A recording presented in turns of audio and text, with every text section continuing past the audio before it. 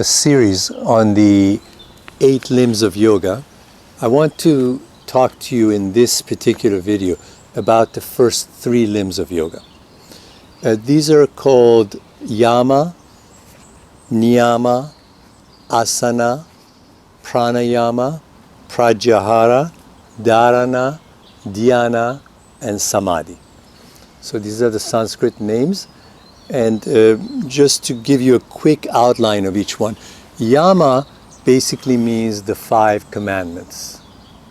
So if you just keep up your morality, then you have a calmer nervous system and you're more centered. We'll talk about what that is. Niyama means basically religious and spiritual practices. Your recognition that there is some self higher than your ego, and that you can surrender yourself to a higher power through religious observances, spiritual observances. That's niyama. And then asana means that you need to keep a strong body, a limber body, flexible body, that you do particular postures that keep your body strong, flexible, limber, so that you can stay on the spiritual path. For example, if your body's hurting when you meditate, then you can't meditate. Or if you're too weak, because the spiritual journey requires a lot of strength and endurance. And then we go to pranayama, which is control of the breath in order to control the life force coming into your body. Pratyahara means keeping your focus on the inside as your mind starts to veer off towards the wrong thing. So Pratyahara says in the first moment when your mind starts to go towards the wrong thing, in that first moment you bring the mind back and focus it on the inside. That's Pratyahara. And then Dharana means concentration. Dharana basically means there's nothing you can do in your life until you have some decent concentration muscles. You must have the ability to focus on something. Without the ability to focus, there's nothing you can do. And then dhyana is meditation, which means an uninterrupted flow of concentration. And then samadhi is getting rid of the case of the mistaken identity. So if you say Tom Jones with his physical body, that's unreal to spirituality. According to yoga, you're an energy field. I mean, beyond your physical body, you're an energy field. So Tom Jones, the name, and the ego just don't make any sense to nature. Samadhi is the final loss of Tom Jones, the ego, the loss of that to this flowing river of life. To breath comes in, breath goes out. We call it oneness. There's no individual I versus the river or time or the sky. It all becomes one. Before I get started on the 8 limbs of yoga, I also want to talk to you about your 3 bodies and the koshas. The 3 bodies as described by yoga. You have a causal body, which is the cause of your existence. So your most outermost layer of your body is a body of light and consciousness. According to yoga, God herself is made of consciousness. So as you look at your own existence, there's this physical body, but way out in the outer layer, there's a causal body. And that's just made of pure light and consciousness. You can think of it as God surrounding your particular body with a halo of light and consciousness. And then one layer closer to your physical body is the subtle body. So we have causal body and then subtle body. Your subtle body is your automatic nervous system, what makes your heart beat, your mind, what makes your mind work, your intuition, your ego. These are the subtle body. And then we get to the physical body. If you think of an onion with 3 layers, we have light and consciousness coming to the automatic nervous system, your thoughts, your heartbeat, your ego, and then down to your physical body, which is the least energetic. And then we have what we call the koshas. Koshas are layers of awareness within a human being. In other words, as you're living on a daily basis, where does your attention go? You have various koshas, and in reality, a strong yogi should have all these layers of consciousness interconnected and talking to each other. When you really study yoga, they treat your existence almost like a sandwich. So imagine a sandwich with multiple layers. When you become a good yogi and a stabilized person, all of your layers start to interact with each other. So there's no disconnect between your thinking mind and your intuitive mind. There's no disconnect between your soul layer and your physical layer. So imagine a sandwich where all of the stacked layers are in constant communication with each other. Anyways, koshas are types of awareness that you have. Let's start with the first one, the Annamaya kosha. This is the kosha that takes your awareness to drink, like water, and food, and sleep. So the most primary layer of awareness is, do I have food? Do I have enough to drink? Am I getting enough sleep? So this is at the animalistic level. Am I surviving biologically? And this is the Annamaya kosha. And then we have the Pranayama kosha.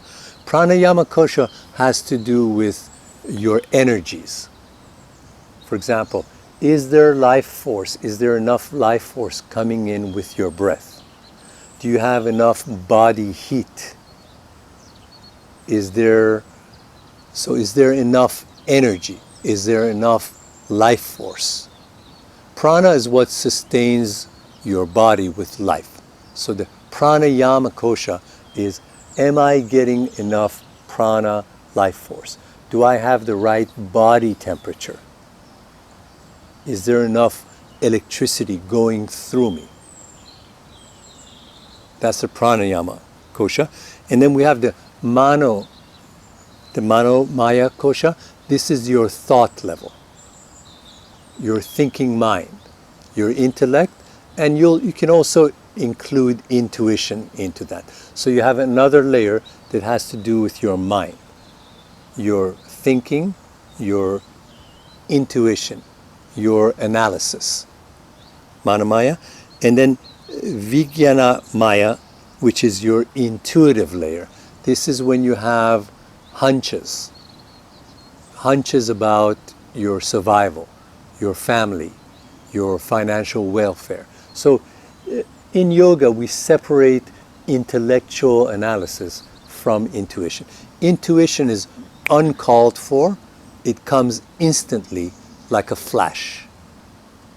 And this is considered a separate layer of awareness as opposed to your intellectual layer. This is the intuitive layer. And finally, we have the Anandamaya layer, which is pure bliss. If during these 5 days you have a moment of simple happiness, it's like you look at the blue sky, thank God. You're just feeling good. There's no particular external reason for it. That's your bliss layer. Whenever you're deeply connected to your true self, your truest self, the cleansed self, no baggage from the past, it's your heartbeat, your essential nature, your playfulness, who you really are. That brings about bliss. So last night I made a revolutionary statement. I said, if your authentic self drops the baggage of the past and your subconscious mind gets cleansed enough, then you're really, really in touch with who you are. This is who you were at the age of 3, before you were stressed by particular things, before you were socialized, before you were modernized, before you were stressed out by society. Your untouched, authentic self is a blissful self because you're in touch with your center. And there's no baggage. Baggage is stuff that you picked up later on. Your untouched self is who you were at 3, at 5, playing around, knowing when you're hungry, knowing when you want to laugh, when you want to be playful. So those were your layers of awareness. And the theory is that as you go through the 8 limbs of yoga, your mind layer starts to communicate with your intuitive layer. The intuitive layer is in touch with your blissful layer. And then all of those are in touch with your prana layer, so that there's enough life force flowing through you. When you go through the 8 limbs of yoga, if you compare yourself to a multi-layered sandwich, then all layers of that sandwich are completely connected. So somebody says, "How are you?" And you're so interconnected that in a moment's time, when I ask you, "How are you?" your intellectual layer, your intuitive layer, your emotional layer, they're all in touch with each other. You're an efficient machine. All your energies are running in one direction. There's no internal civil war. So I ask, "How are you?" You can consult with all layers of yourself immediately and have a very clear answer, because all your energies are running in one layer. Look at this stream right now. Everything is running in one direction. There's no conflict. And so when all your energies are running in one direction, you become a very powerful person. You're not losing any energy. There's no conflict. Nothing is conflicting. Let's start with the first limb of yoga, Yama. Yama is basically, if you want to think of it in Christian terms or religious terms, is the 5 commandments. Don't kill, don't steal, no adultery, don't take intoxicants, don't lie. And when you really study the Indian scriptures, the Vedic scriptures, they're not asking you to not commit adultery because you're going to go to hell. There is no hell in yoga. As a matter of fact, yoga does not shame you and it doesn't guilt you. In my opinion, yoga is a system of energy management. According to the Vedantas, you are an energy field. And because you're an energy field, you should be flowing smoothly like this stream. So what happens when you kill an animal, you've killed the same life force that's running in yourself. So then if you kill a deer and you sit down to meditate, there's something conflicting in you because you just killed prana. Or if you commit adultery, then what happens is 4 people have to lie to each other. There's 2 women that know what's going on and 2 men that know what's going on. Or if you're gay, then there's 4 men or 4 women who know what's going on. Because everybody knows what's going on. Usually. So what happens is that there's conflict. So yoga doesn't really care about hell and sin. It simply says, if you're lying to your spouse, then that's taking up additional energy. Or if you're running off to some singles apartment to have your affair, there's all this management required. And your nervous system is getting battered. Now, why are they so sensitive about this? You see, at the bottom of this stream, there's a little gem. That gem is your soul. So according to yoga, your lighter energy layers, your soul, is very, very subtle. So imagine 1 diamond at the bottom of this stream. It's a very small gem. And if we muddy up these waters, then you're not going to see the gem. So when we go to the practice room and go into deep, deep meditation, If you've killed an animal, that hunt is going to interfere with your meditation. Or if you're lying to your spouse, the lying is going to interfere with you seeing the gem. The gem is actually your soul that can be felt during deep meditation if your energies are running in one direction. So think of yoga as energy management. Forget heaven, forget hell, forget sinner or non-sinner. Think about energy management. So what happens if you have intoxicants? Then you're not in the present moment. So we can have grass and listen to Pink Floyd, and the music will sound extraordinary, but you're not listening to the real music because you're high. The music will sound good, but it's distorted because you're high. So when they say no intoxicants, it's not about hell, it's about, can you hear these birds instead of hearing dragons because you've smoked pot? You need to listen to the real bird. So that's why they talk about no intoxicants. See?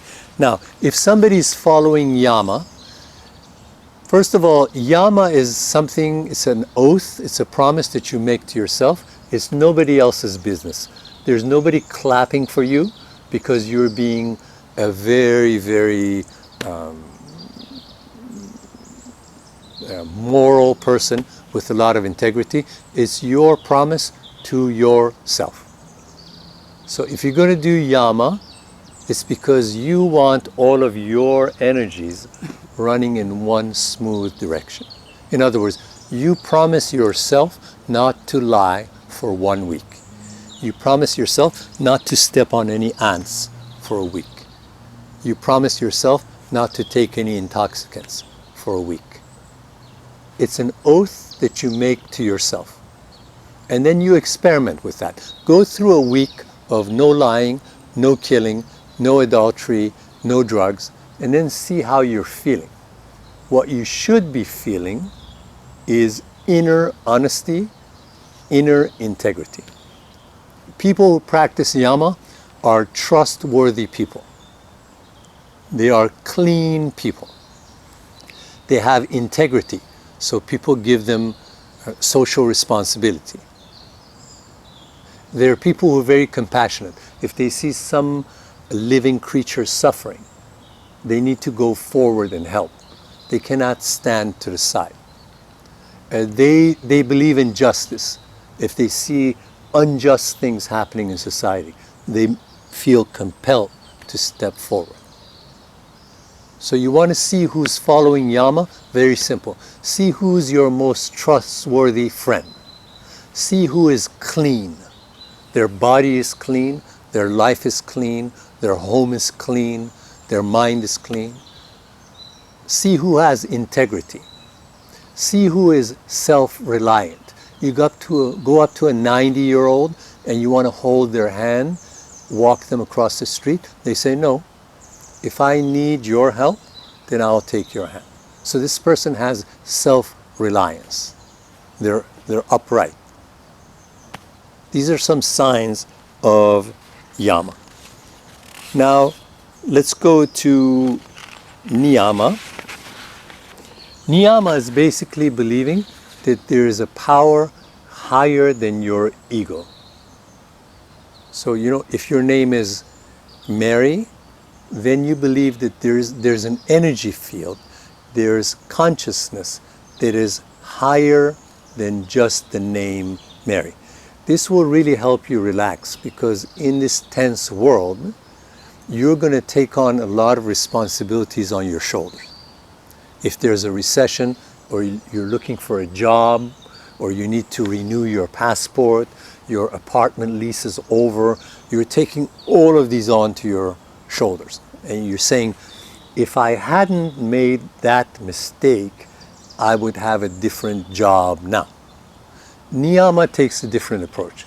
Niyama says this entire ecosystem is interreliant. In other words, the stream, the mosquito, the bird, the weeping willow, they all rely on each other. And all of them are reliant on some bigger form of intelligence. So in Niyama, you're not responsible for everything.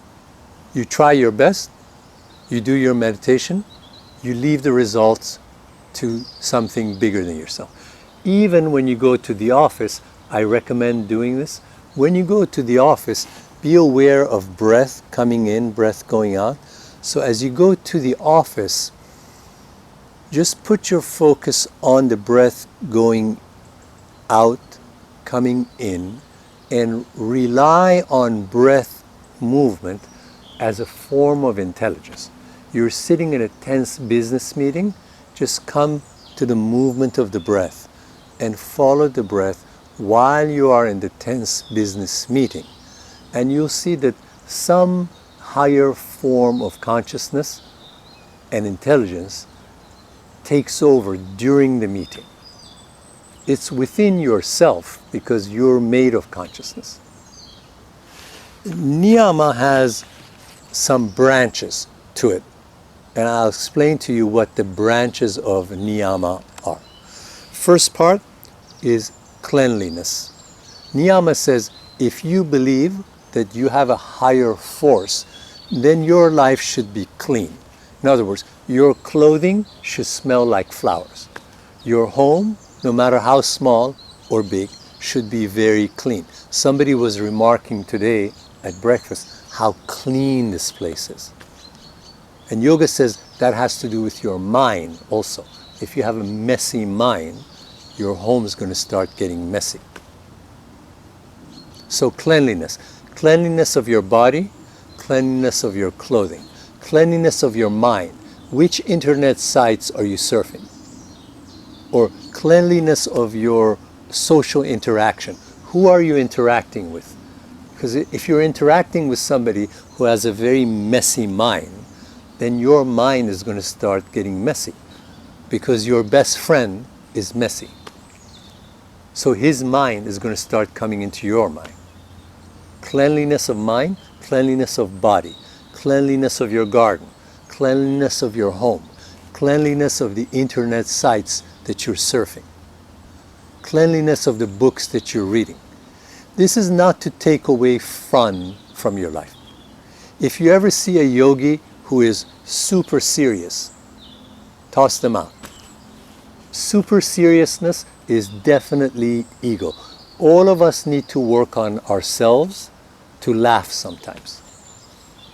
Super seriousness is not yoga.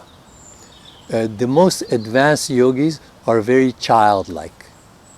They don't take themselves seriously in terms of being self-conscious. They respect themselves, but they're very childlike. So cleanliness, the first branch of Niyama, and then we have contentment. Contentment means you are in harmony with yourself and you're in harmony with the rest of this group. And one of the ways of achieving harmony throughout the day, remember to come to the bridge of your nose and just notice that you're breathing in and you're breathing out. Or you could be reciting some mantra quietly in your mind. One of the great meditations of history is walking meditation. As you walk, hum, sa, hum, sa.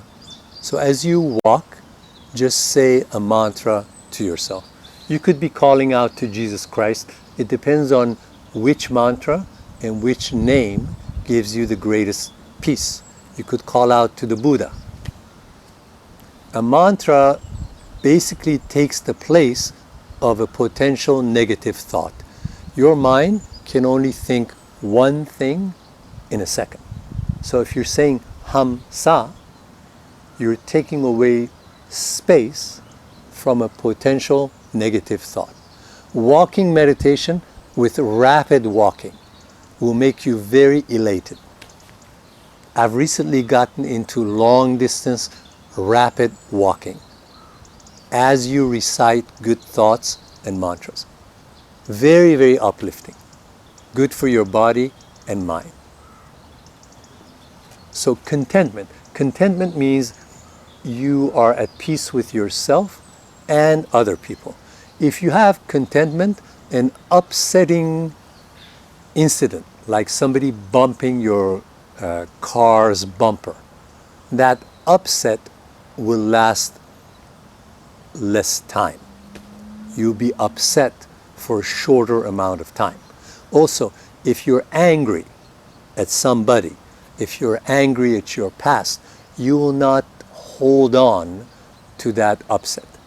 People who seethe and keep anger and keep revenge, they're swallowing poison. When you remain mad at somebody else, and this takes 4 or 5 days, or worry, or anxiety, this stuff is poison. So with contentment, what we're saying is, the more inner harmony you have, the more you stay with the breathing, the more walking meditation you do, the more mantras you recite, the more good thoughts you allow into your mind, the more contented you become. A big part of contentment, by the way, is dharma. Part of the meaning of dharma is that you have taken on a profession that is suited to your nature. If you love children and you work in a kindergarten, then you are flowing with the children, and that makes you happy. If you love horses and you work in a center for, raising horses or horse racing, then you'll be more contented. Anyways, contentment and cleanliness are 2 branches of Niyama, and Niyama means recognizing the higher self, recognizing the God force within yourself. It means spiritual observances and religious observances. Anything beyond the ego is Niyama. Another part of Niyama is Tapas. Tapas, literally translated, means heat. And so why does yoga think that spiritual practice, sustained practice, creates heat? And there's several reasons for it. Number 1, your ego, the one who's named Mary with a passport number, that ego doesn't like spiritual practice. The reason being, if you look at this flower pot has a radius, a circumference, okay? That's your comfort zone. Your subconscious mind is a habit mind. All of your habits are within the radius of this flower pot. If you want to step outside of your habits, you get very upset. That generates heat. So what does yoga do? What does meditation do? What does pratyahara do? They take you outside of your habit mind. When you want to quit smoking, there's a lot of tapas, because your subconscious is resisting throwing away the old habit. And what about your beliefs? If you believe in no money, and then you start to see some abundance, that's uncomfortable in the beginning, because it generates heat, because your subconscious doesn't want to step out of the comfort zone.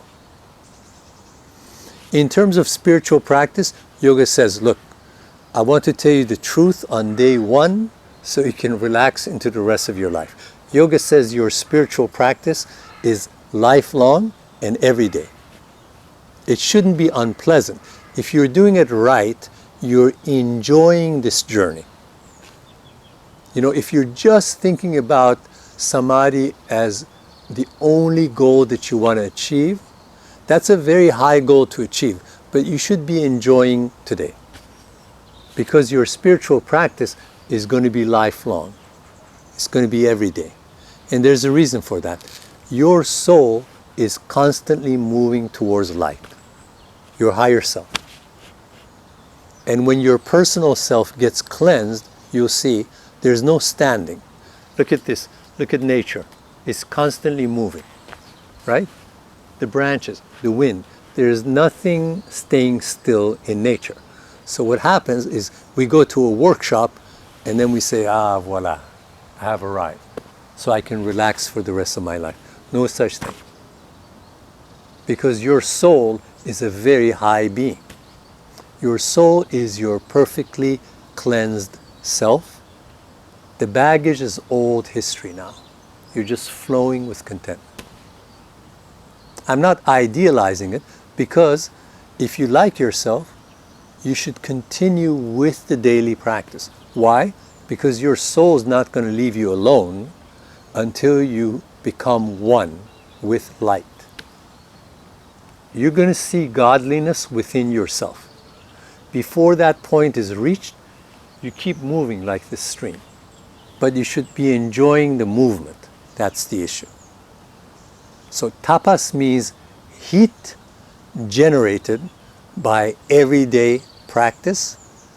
And the heat is not just because of the subconscious mind. When we go into that practice room and we start doing our yoga movements, you're going to be stiff, some of you. So when you do some of these movements, the stiffness might bother you on day one. And so as you try to soften up that stiffness, that generates heat. Or we do fire breathing. This generates heat. All of yogic practice, including the subconscious, the yoga movements, even Yama, if you don't lie for a week, you don't commit adultery, you don't use any intoxicants, you don't steal from anybody, that generates heat, because you are keeping perfect integrity with yourself privately, not expecting any applause from anybody else. Yama is the most private thing you've ever done in your life. Do you want to be a person of integrity in a world when a lot of people are trying to be clever? And Yama says, what are your values? Why don't you stick to your values for a week and see if you start to flow like this stream? Because you have no more conflicts. You know who you are. But that generates heat. Because somebody says, let's go to a bar. Besides, yoga doesn't say don't have fun. It's just that fragile balance. Okay, so beyond tapas, sustained practice, then niyama also involves self-study. This is the full circle course. You dive in, you start examining yourself. Do I have pride? Do I have racial prejudice? Am I self-conscious about getting old? Have I not forgiven one of my parents because I didn't get enough hugs? Why don't I have a sense of deservingness? In the lunch line, why am I the last one? Is it because I'm a Mother Teresa, or is it because I don't have a sense of deservingness? It could be either one of those. So self-examination. And then some people say, you know, when we have these types of talks, it gets kind of serious, you know, and it's not as lovey-dovey as other talks. But you know, this part of Niyama says, look, you dive in, and if you discover something you don't like, tough. Deal with it. If you find that you're stingy, and you found that out through self-study, then deal with it. Because you are a better person than that. Your soul is not going to leave you alone anyways. Even if you quit this workshop and you never ever do meditation again, your soul is not going to leave you alone. It wants you to be a grand person, because you are. The fact that you're here, you're already a grand person, because you're taking 5 days to give yourself love, to work on yourself. And therefore the self-study, which is the psychological component of yoga, is right there in niyama. And yet niyama means recognize your godliness. So look at how interesting. Psychology is part of you recognizing your own higher self. Why? Because you have to get rid of the garbage. That's your task. Okay, the next branch of niyama, total surrender to God. Except God, defined in yoga, is a subatomic energy field made of pulses of love and pulses of consciousness.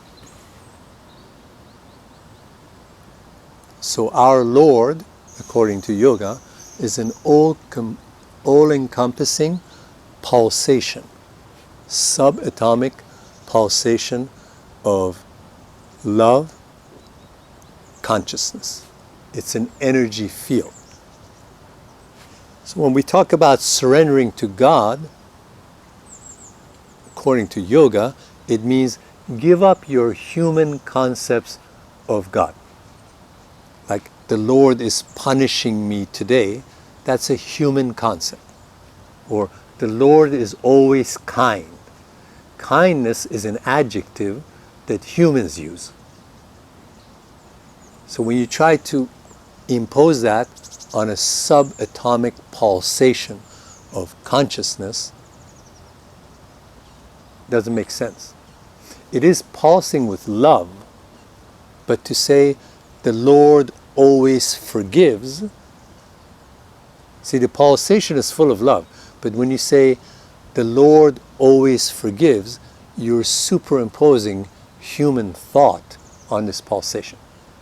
Why am I even mentioning this? Because if you start to superimpose your human values on this force, then you're twisting religion.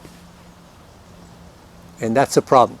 We've lost several million people to human interpretations of what the God force is. That's where the war started. That's how we got into conflict in the first place. The yogic view is start following your breath, quiet your mind, open the heart, and when your self is cleansed, when your mind is quiet, when your heart is full of love, when your spine is tingling with the Kundalini spiritual energy, then you don't need to interpret God in human terms. See, if you're as quiet as this stream, there's no interpretation. You are right here with the birds. You're not interpreting the birds. You are just with the birds. So if you want to know your Lord,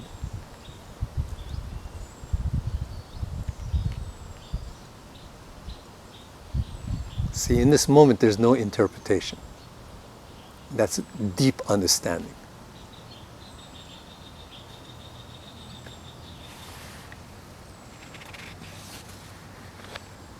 Okay, the third principle of yoga, then I'll speak about the others in the afternoon.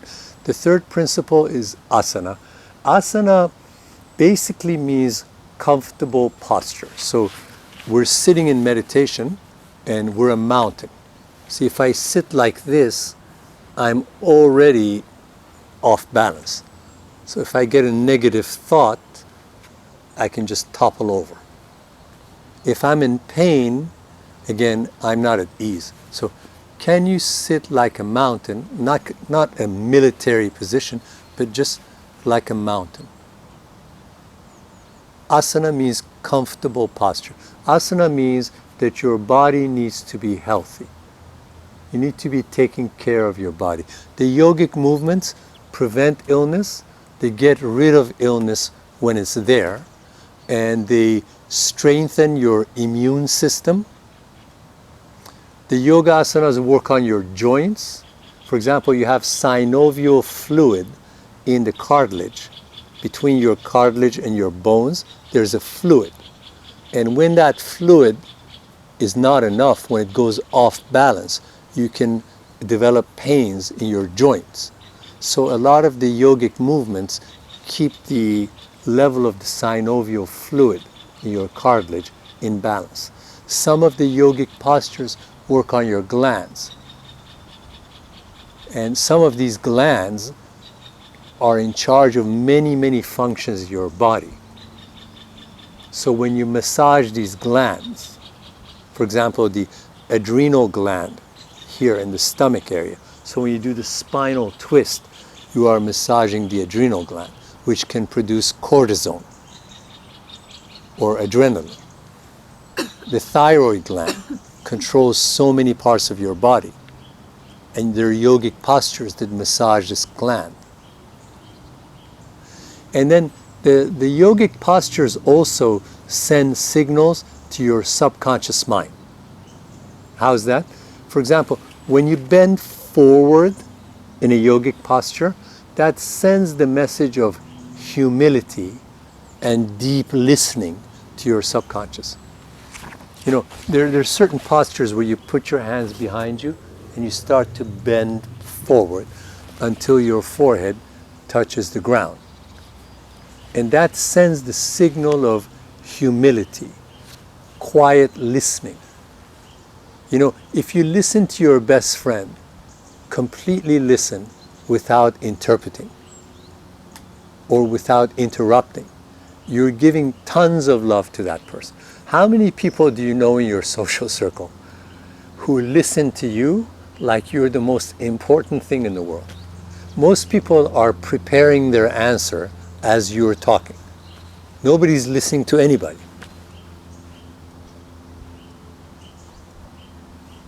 I was teaching a class and somebody started crying. And I said, "What's wrong with you?" And the person said, "My wife is cheating on me." And the guy across the room said, "Oh, I have some aspirin. Would you like some aspirin?" It's like, no connection, no listening. So a movement like this, when you come forward, is humility, listening, compassion. Lateral movements in yoga are flexibility. Balancing movements like the tree pose are maintaining balance between money, activity, rest, humility. How do you keep balance in this world? The balancing acts send a signal of balance to your subconscious mind. When you stand on your head or the shoulder stand, that signals your subconscious that you can handle your life going topsy-turvy and that you have the ability to look at the same life through completely different lenses. Because when you immigrate, for example, or when you change jobs, or when you go from one marriage to another one, your whole life turns topsy-turvy. So a shoulder stand sends a signal to your subconscious that I can look at this whole scene upside down.